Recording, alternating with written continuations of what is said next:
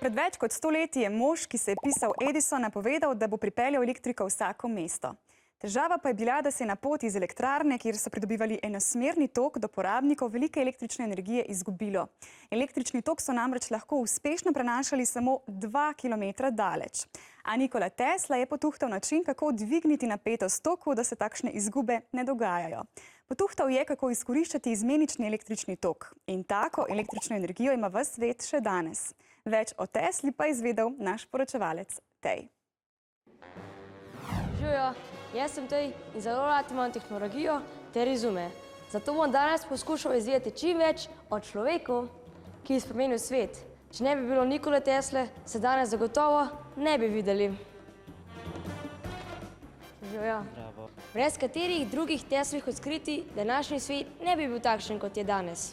Definitivno brez elektromotorja, ki v bistvu poganja večino današnjih električnih vozil. Tesla je razvil pred več kot 100 leti prvo svojo ladjico na daljinec. Tesla je prijavil ali patentiral več kot 300 izumov. Brezžični prenos energije pa mu ni uspel. To je stop, s katerim je on želel brezžično oddajati energijo po celem svetu. Brezžični prenos energije je še danes izredno velika tema in se v bistvu tudi raziskave pomikajo v tej smeri. Slišal sem, da Tesla ni dokončal študija. Kako je potem prišel do takšnih velikih odkritij?